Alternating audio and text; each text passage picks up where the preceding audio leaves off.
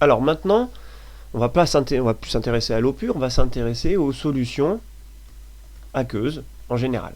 Donc je vous rappelle, une solution aqueuse, ça veut dire solution dans lesquelles le solvant utilisé est de l'eau. Alors on va discerner trois types de solutions. Premier type de solution, dans lesquelles la concentration des ions H+, est égale à la concentration des ions OH-. Alors ça, on vient de le voir, la concentration des ions H+ égale la concentration des ions OH-. Cette égalité implique forcément que ces deux concentrations sont égales à 10 puissance moins 7 mol par litre. Autrement dit, si on mesure le pH de telle solution, eh bien on va trouver un pH égal à 7. Ce genre de solutions, on les appellera des solutions neutres. Deuxième cas, la concentration des ions H+ peut être supérieure à la concentration des ions OH-. Autrement dit, la concentration des ions H+ sera supérieure à 10 puissance moins 7 mol par litre. Si vous calculez le pH correspondant, vous allez forcément trouver un pH inférieur à 7. Dans ce cas-là, on dira que la solution est acide. Et enfin, dernier cas, la concentration des ions H+ sera inférieure à la concentration des ions OH-. Autrement dit, la concentration des ions H+ sera inférieure à 10 puissance moins 7 mol par litre. Si vous calculez le pH correspondant, vous allez trouver un pH supérieur à 7. Et ça, c'est ce qu'on appellera une base, ou une solution basique. Donc on parlera de solution neutre, d'acide ou solution acide, de base ou solution basique. Donc finalement, on pourrait représenter une échelle de pH pour les solutions aqueuses, avec une valeur particulière, 7, et une valeur de pH qui va être comprise entre 0 et 14. Entre 0 et 7, eh bien, vous aurez les acides. Entre 7 et 14, vous aurez les bases. Et puis évidemment, pour la valeur 7, vous aurez les solutions neutres, dont fait partie l'eau pure. Alors, pas que l'eau pure comme solution neutre, mais on peut avoir donc une solution neutre à pH égale 7. Alors, on va donc utiliser quelques définitions, définition d'un acide et d'une base. Alors on pourrait dire qu'un acide, une solution est acide si son pH est inférieur à 7. Alors en fait, en chimie, c'est un petit peu plus compliqué que ça. Il y a des définitions, alors plusieurs définitions d'acide et de base. Nous, on va retenir la solution et la définition de Brønsted. Alors ça s'écrit, si je ne me trompe pas, Brønsted. Voilà. Alors Brønsted lui dit quoi? Il dit que une espèce acide, c'est une espèce qui est capable de libérer des ions H+. Et une base, c'est une espèce qui est capable de capter des ions H+. Alors, si on applique cette définition, est-ce qu'on peut essayer de trouver des exemples d'acides et de bases? Alors, quelques exemples d'acides. Alors, si je parle par exemple de l'acide chlorhydrique. Alors, l'acide chlorhydrique, il a pour formule HCl. Alors, lorsque je mets l'acide chlorhydrique dans l'eau, les ions vont se dissocier. Je vais avoir un ion H+, et un ion Cl-. Donc, vous voyez bien ici que cette espèce est capable de libérer des ions H+. Voilà pourquoi l'acide chlorhydrique est acide. Alors, je peux vous donner un autre exemple d'acide qu'on utilisera parfois en TP, l'acide sulfurique, qui a pour formule H2SO4. La dissociation de H2SO4 dans l'eau va produire deux ions H+, et un ion sulfate SO4 2-. Donc là encore, vous voyez, j'ai des ions H+, donc répond bien à la définition d'un acide. Un exemple de base, espèce capable de capter des ions H+. Il y a une espèce qui est capable de capter des ions H+. Et c'est l'espèce OH-. Les ions hydroxydes sont capables de capter des ions H+. Parce que quand un ion hydroxyde capte un ion H+, il se forme de l'eau. Alors ça, c'est ce qu'on appelle aussi une réaction de neutralisation. Un ion OH- réagit avec un ion H+ pour former de l'eau. Les ions OH-, quelles sont les espèces qui donne des ions OH- en solution. Vous en avez une essentielle qu'on utilisera très souvent, c'est la soude. Autrement dit, l'hydroxyde de sodium. La soude a pour formule NaOH. Quand on la met dans l'eau, elle produit des ions Na+, et ces fameux ions hydroxydes.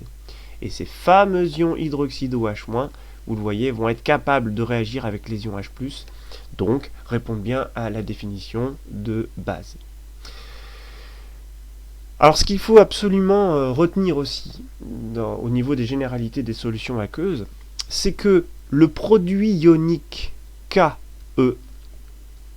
qui est toujours défini par le produit des ions, la concentration des ions H+, multipliée par la concentration des ions hydroxydes, et bien ce produit ionique vaut toujours 10 puissance moins 14 dans toutes les solutions aqueuses. Donc cette relation-là, vous pouvez l'utiliser dans n'importe quelle solution aqueuse. Elle vous permettra, alors la valeur du produit ionique on vous le donnera évidemment, elle vous permettra de calculer les ions, la concentration des ions H- ou la concentration des ions H+, selon qu'on vous donne l'une ou l'autre en utilisant ce produit, en utilisant cette relation-là. Voilà. Alors, dernier point que je voudrais voir avec vous, c'est parler de la dilution. Alors, la dilution, petit rappel sur la dilution. La dilution, c'est quoi? La dilution, vous prenez une solution aqueuse qui contient une espèce chimique avec un nombre de moles, N. Voilà. Vous prenez un volume initial, qu'on va appeler VI, et puis la concentration de cette espèce, elle vaut CI. Voilà. Donc un volume en litres, une concentration en mol par litre. La dilution, c'est quoi? C'est tout simplement, on va rajouter de l'eau dans cette solution. On va donc obtenir un récipient avec avec un volume qui a augmenté, le volume final, la concentration, on va la noter CF, concentration finale. Et puis, le nombre de moles de mon espèce que j'ai ici, est-ce qu'il a changé? Non, il n'a pas changé. J'ai rajouté de l'eau. Je n'ai pas rajouté l'espèce N que j'avais dans mon récipient. Puisque j'ai rajouté de l'eau, le nombre de moles de l'espèce que j'avais ici, je retrouve bien ici dans mon récipient final. Alors, si je notais NI, le nombre de moles initial, et NF, le nombre de moles final, comme je n'ai rajouté que de l'eau, le nombre de moles initial est égal au nombre de moles final. Si je rajoute de l'eau dans la grenadine, la quantité de grenadine que j'avais au départ est toujours la même que la quantité de grenadine que j'ai à la fin.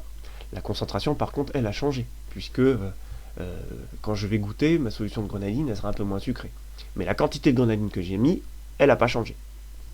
Alors je vais remplacer l'égalité entre les quantités de matière par le produit, concentration multipliée par volume. Donc CIVI sera égal à CFVF. Autrement dit, la concentration finale de l'espèce que j'ai utilisée sera égale à sa concentration initiale multipliée par volume initial sur volume final. Alors le volume final, en fait, c'est quoi? C'est ce que j'ai mis au départ, VI, plus le volume d'eau que j'ai rajouté. Donc j'arrive à la relation suivante, la concentration finale, c'est la concentration initiale multipliée par le volume initial divisé par le volume initial plus le volume d'eau. Voilà la relation qu'on peut utiliser lors d'une dilution et que vous pourrez utiliser quand on effectue une dilution. Alors, attention au piège suivant. Qu'est-ce qui se passe quand je prends une solution acide et que je dilue un acide? Si j'utilise un acide a un pH inférieur à 7. Quand je vais diluer, alors, autrement dit, une concentration en ion H+, qui est supérieure à 10 puissance moins 7 mol par litre.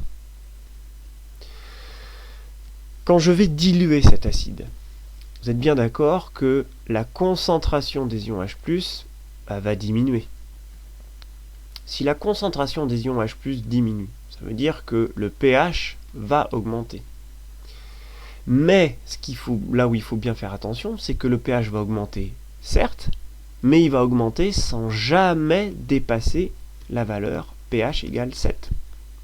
Si je rajoute de l'eau dans un acide, le pH de cet acide va augmenter, mais je ne vais pas pouvoir rendre cet acide basique. Au minimum, au maximum, je m'arrêterai à pH égale 7. Autrement dit, ça veut dire que la concentration des ions H+, ne pourra jamais être inférieure à 10 puissance moins 7 mol par litre. Alors de même que si je prends une base, le principe est le même, le pH lui va être supérieur à 7.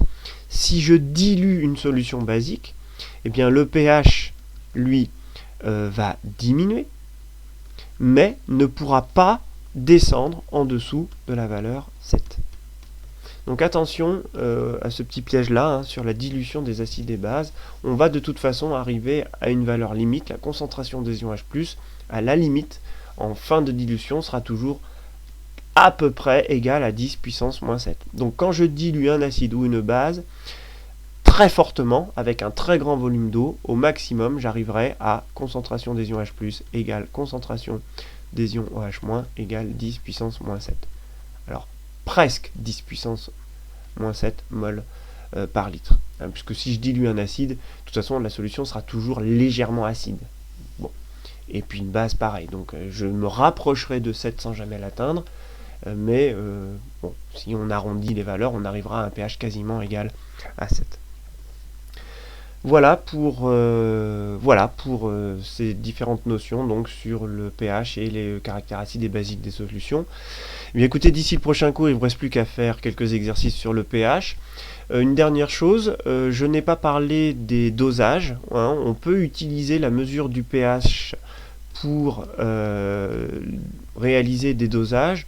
Bon, pour ça, pour le principe des dosages, eh bien écoutez, je vous laisse aller voir la vidéo sur le principe des dosages où je vous ai tout réexpliqué. Voilà, eh bien il ne vous reste plus qu'à faire quelques exercices et d'ici le prochain cours, eh bien je vous dis à bientôt.